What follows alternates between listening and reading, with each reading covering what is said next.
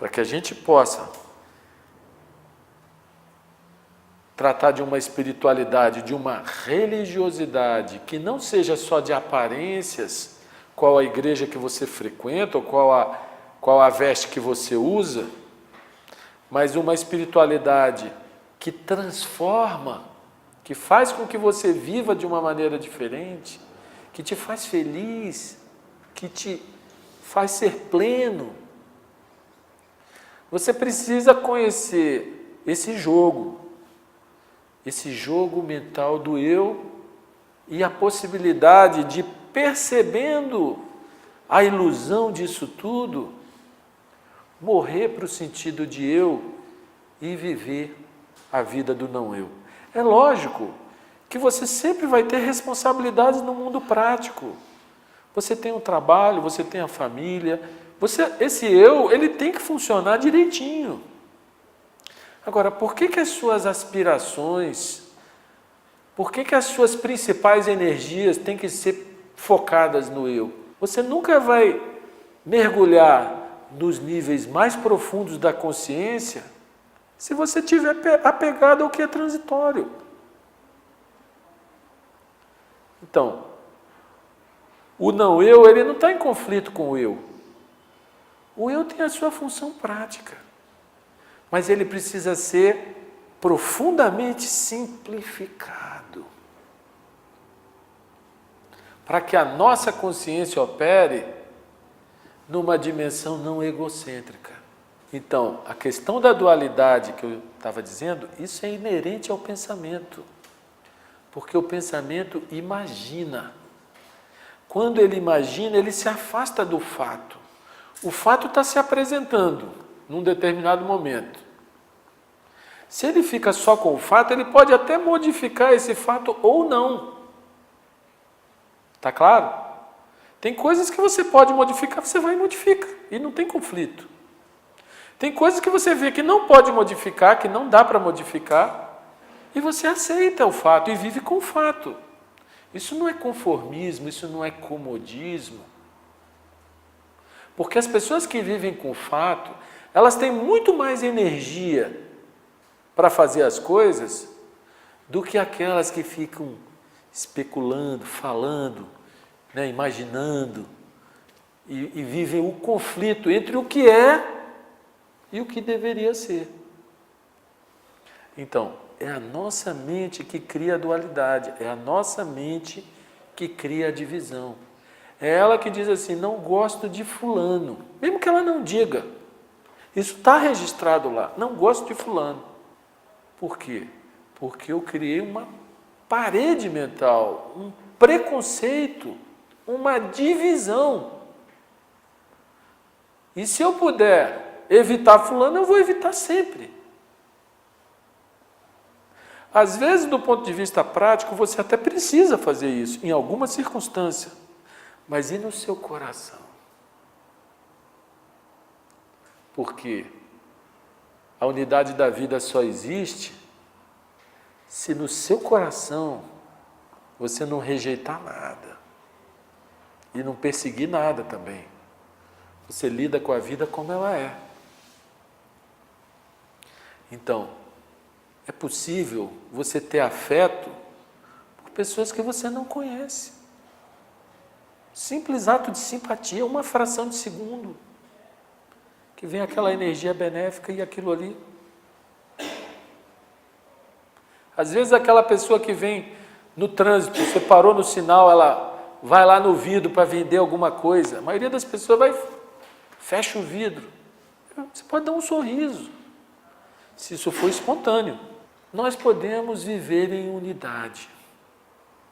Isso é uma lei da natureza extremamente poderosa. Vocês já ouviram o ditado popular que diz, a união faz a força. Essa é uma das verdades mais profundas que eu conheço. Onde existe um grupo unido, unido significa sem intriga, sem diferença, sem fofoca, sem divisão, sem preconceito, corações abertos, mentes sensíveis. Esse grupo poder de realizar coisas é infinitamente maior do que qualquer um sozinho. A união, ela pode se estabelecer num casal, marido e mulher. Se você cria imagens da sua esposa, ou a sua esposa cria imagens de você, daqui a pouco vocês não estão se relacionando com vocês estão se relacionando com as imagens que vocês criaram. Aí cada vez que ela faz uma coisa, eu já reajo assim, cada vez que eu faço uma coisa, ela já reage assim. Saibam que isso destrói o relacionamento. A energia vital do relacionamento começa a sair pelo ladrão. E daqui a pouco a pessoa já está pensando em separação. Porque a unidade não é tudo que me convém, a unidade da conveniência. Pelo contrário. Às vezes, quando a gente vive sozinho, a gente fica tão cheio de manias, tão cheio de ego em tantas coisas, que fica impossível conviver com outra pessoa. Mas, quando você vive com outra pessoa, quantas coisas pequenas você tem que abrir mão nesse convívio para que o convívio seja possível. A não ser que seja um convívio tirano, né? Que só um é servido, vamos dizer assim. Num relacionamento a dois, ambos servem-se mutuamente. Não é assim? Mas o sentido da unidade é na consciência, é não criar imagens, não criar separação. Ou quando criar, detectar essas imagens e, por detectá-las, deletá-las. Então, isso vale para uma relação de pai e filho, de casal, de amigo. Se eu começo a suspeitar do meu amigo, se eu começo a desconfiar do meu amigo, que tipo de amizade é essa? Se eu minto, cada vez que eu minto, eu estou tentando criar uma ilusão.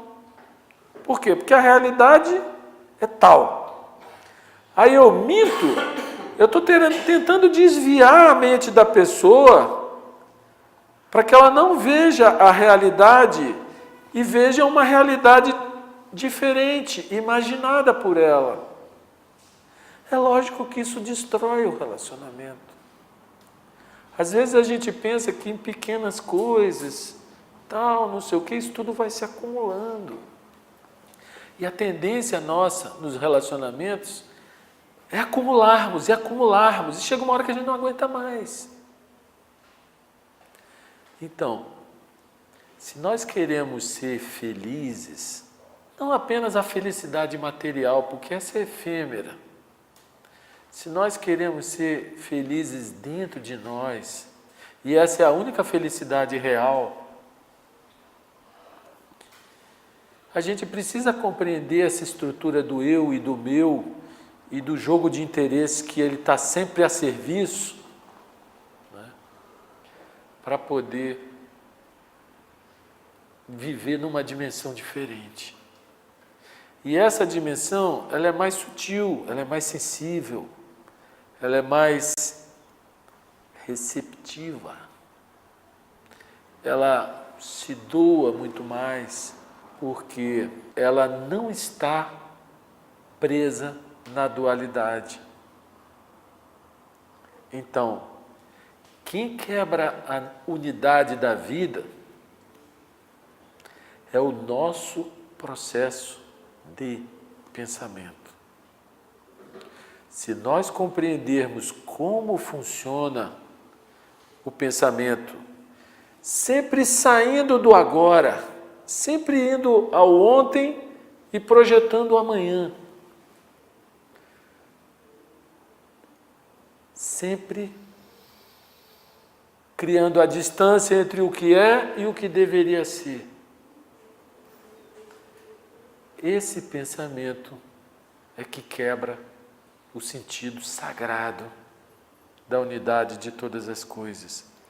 Por isso é que Blavatsky fala que a mente é a assassina do real. É estranho isso, né?